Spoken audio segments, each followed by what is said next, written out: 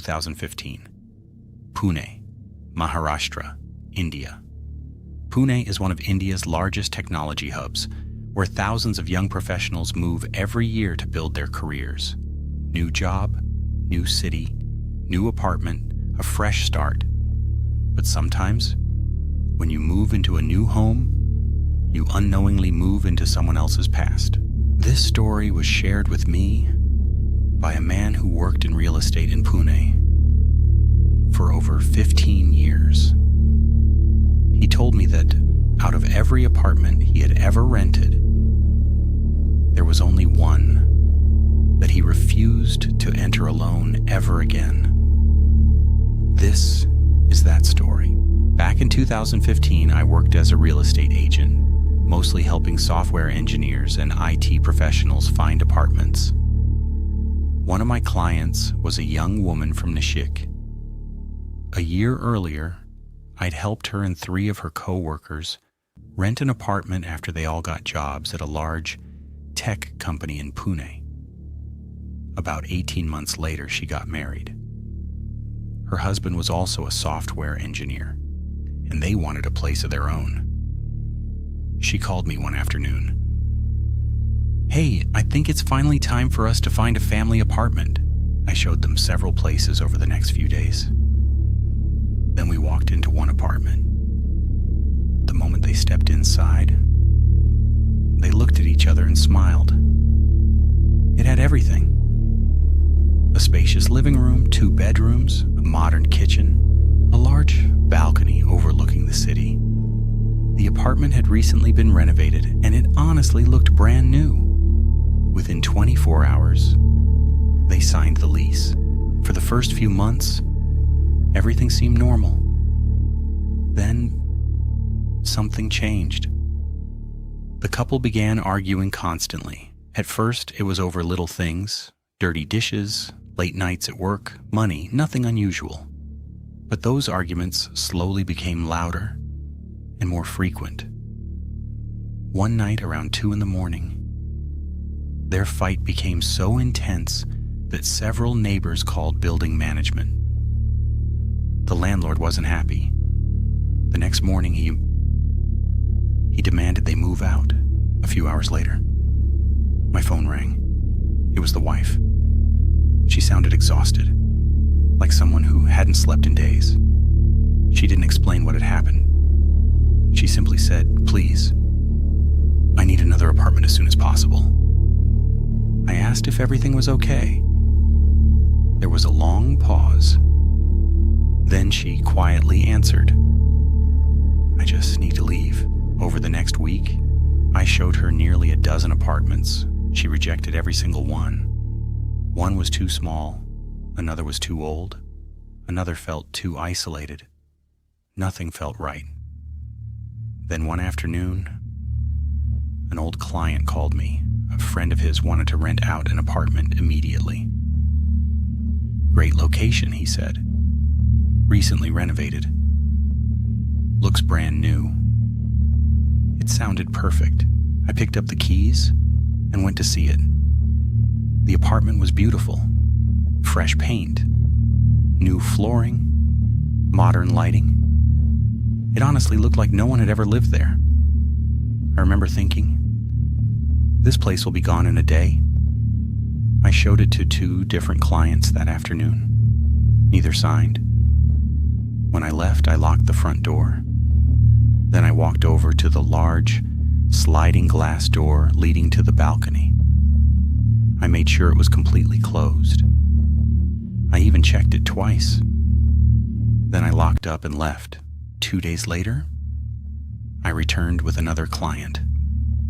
I unlocked the apartment, stepped inside, and immediately stopped walking. The balcony door, was wide open. I stood there for a few seconds. Maybe I forgot to lock it. That had to be it. So I closed it again, locked it, double-checked it, then left. A few days later, I came back with another couple. The balcony door was open. Again, this time, I knew I hadn't forgotten. I clearly remembered locking it before I left. Something wasn't right. I called the owner.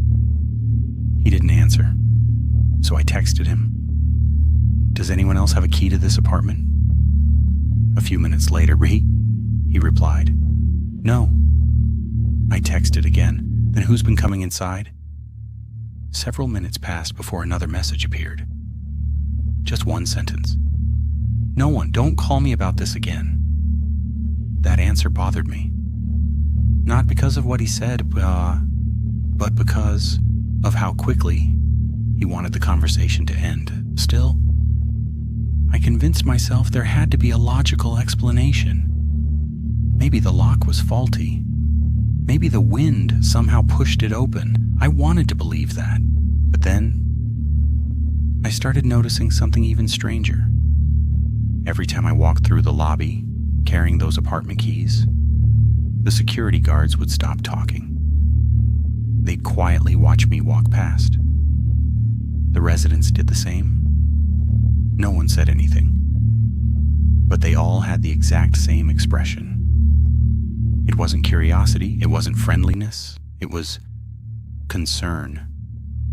As if every one of them was thinking the same thing. The apartment stayed vacant for another week. Then I called the woman. I think I found the place. She came to see it that same afternoon. The moment she walked inside, she smiled. This is it. I hesitated, I don't know why. Maybe it was the strange messages from the owner. Maybe it was the balcony door. But something in the back of my mind told me to suggest another apartment. Instead, I handed her the keys. Within 2 days, she had moved in.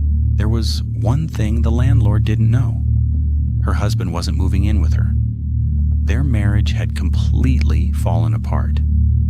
The only reason she signed the lease as a married couple was because many landlords in the area were hesitant to rent to single tenants. So she simply told him, "My husband is overseas on a work assignment." The landlord didn't ask another question. As long as the rent arrived on time, he didn't seem to care. For the first 2 days, everything was normal. She went to work every morning, came home around 7, cooked dinner, watched TV, went to bed. Nothing unusual. Then, on the 3rd day, my phone rang. It was her. "Can I ask you something?" "Sure." "Were you inside my apartment today?" "No." She was quiet for a second. "Are you sure?" "I'm positive." Another pause. I locked the balcony before leaving for work. When I got home, it was open. I didn't answer right away. Then I said what I had been telling myself. Maybe it didn't latch completely. No, her voice was firm. I checked it twice. The next day it happened again. She locked it before leaving. It was open when she came home. Then it happened again and again.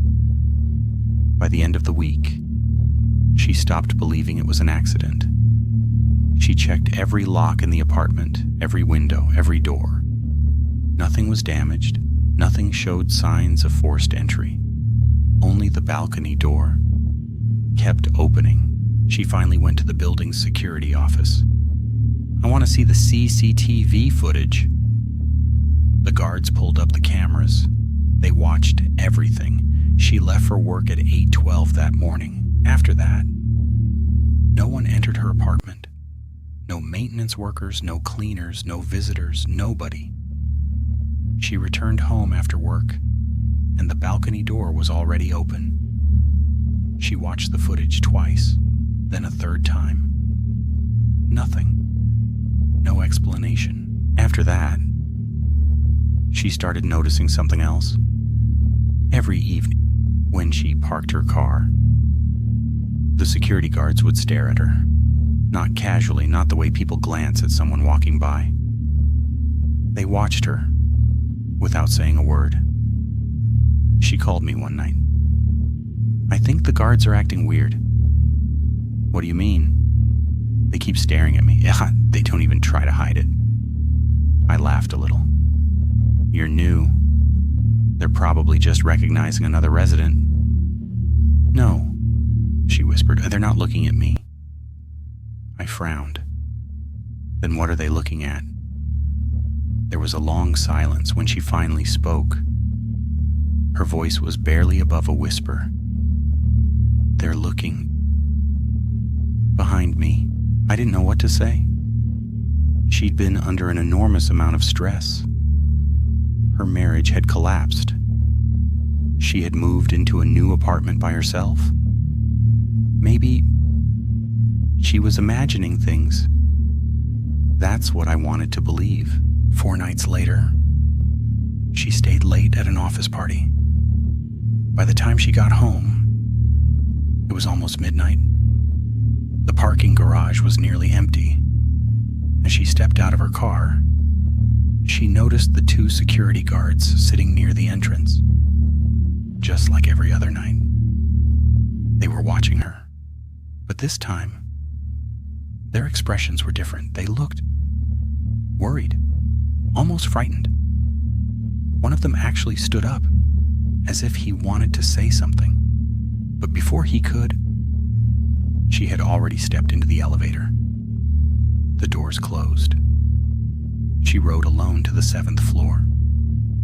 When the elevator opened, the hallway was completely silent. No televisions, no footsteps, nothing. She unlocked her apartment, opened the door, and froze.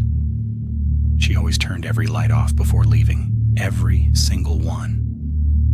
But the kitchen light was on, and beyond the living room, the sliding glass balcony door was standing wide open. The curtains drifted slowly in the warm night breeze. She stared at it for several seconds, then quietly whispered to herself, "Someone's inside." She slowly closed the front door behind her, locked it, and began checking every room. The guest bedroom, empty. The bathroom, empty. The kitchen, empty. No signs of anyone. Finally, she walked back into the living room. She shut the balcony door, locked it, pulled on the handle to make sure it wouldn't move. Then she went into her bedroom. She tried convincing herself. She was just exhausted. She changed into comfortable clothes, opened her laptop, put on her headphones, and tried watching a movie. About 20 minutes passed. Then, something caught her attention. A thin line of light was visible beneath her bedroom door. She slowly removed one earbud.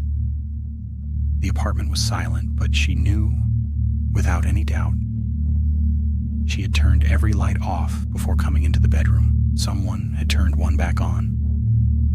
She stood up, walked toward the bedroom door, placed one trembling hand on the doorknob, and very slowly looked through the narrow gap. The moment she saw what was sitting in her dining room, every ounce of strength left her body. Sitting at the dining table was a woman. Long black hair hung over her face. She was wearing what looked like a loose white nightgown. Her head was tilted downward. She wasn't moving. She wasn't looking around. She simply sat there, perfectly still. For a few seconds, the woman convinced herself she had to be imagining it. She blinked, rubbed her eyes, looked again. The figure was still there. Then, she noticed something else.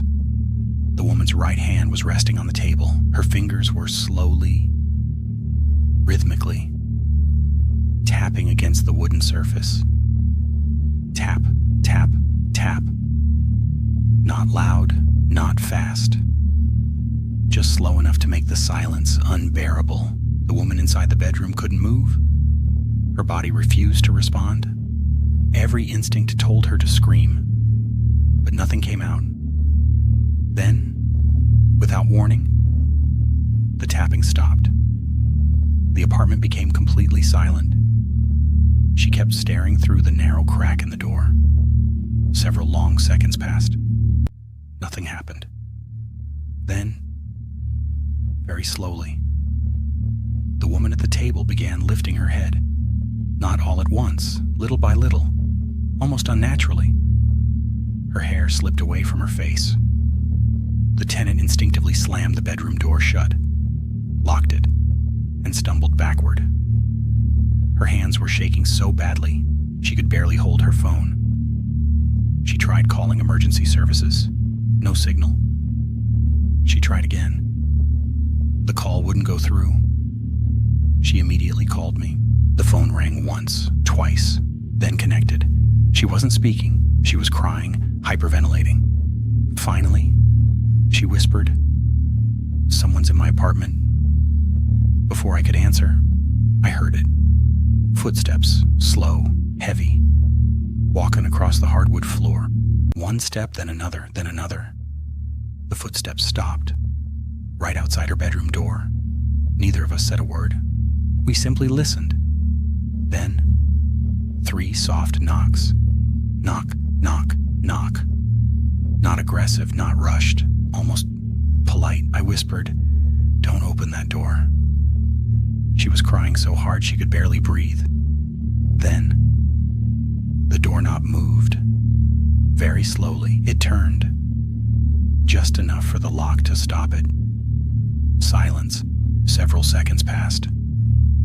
Then the footsteps began again. This time, they moved away from the bedroom, across the living room, toward the balcony. A second later, bang!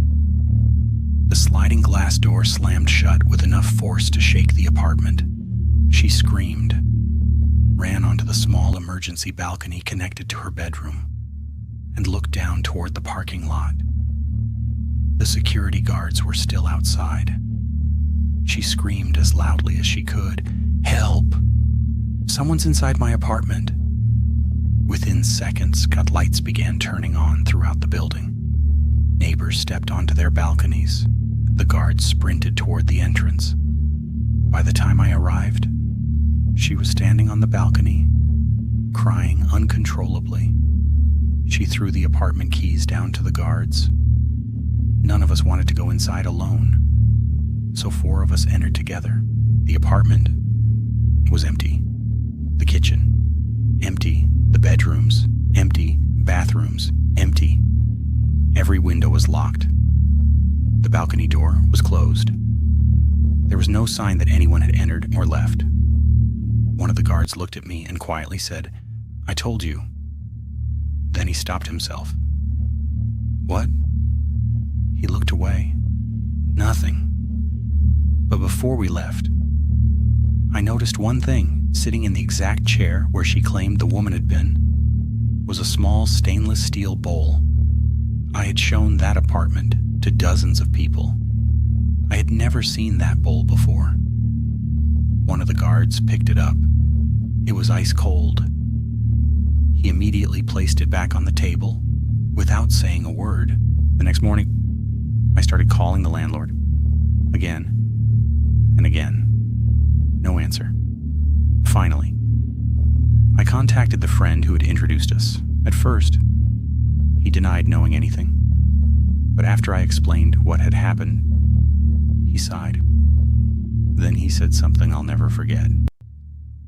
"If you really want an answer, talk to the people across the hall." That evening, I knocked on the apartment directly opposite. An elderly man answered when I mentioned the apartment number. His expression immediately changed. He invited me inside. I explained everything. When I finished, he was silent for almost a full minute. Then he asked, "The owner never told you what happened there?" I shook my head.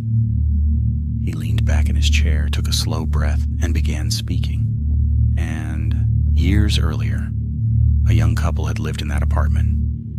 Both worked in the technology industry. From the outside, they seemed happy, but behind closed doors, their marriage was falling apart. Arguments became routine. Neighbors heard shouting almost every night. Then, one evening, the husband attacked his wife inside the apartment. She didn't survive. The The husband was arrested. Their young son wasn't home at the time. He had been downstairs with relatives. The apartment remained empty for a long time afterward. Eventually, it was renovated. Fresh paint, new flooring, new kitchen. Everything looked brand new. But the neighbors never forgot what happened there. That's why people avoided renting it. That's why the owner never mentioned its history. He knew no one would move in if they knew. I asked the elderly man one final question. Then why were the security guards always staring at her? He looked toward the window, then quietly replied, "They weren't looking at her." I felt my stomach tighten. They said that every few nights, they could see someone standing on that apartment's balcony, watching the parking lot. A woman, wearing white. The tenant moved out that same day. She never returned. The landlord eventually found someone else to rent the apartment. I don't know how long they stayed. I never asked, because after that night, I refused to handle that property ever again, even now. Whenever I happen to drive through that neighborhood, I catch myself looking toward that 7th floor balcony. I've never seen anyone standing there. And honestly, I hope I never do. Because some places don't stay haunted because of what happened there. They stay haunted because something never truly left. The story you just heard was shared as a true personal experience. Whether you believe in ghosts or not is entirely up to you. But sometimes, the scariest part isn't seeing something impossible. It's realizing you're the only person who wasn't supposed to see it.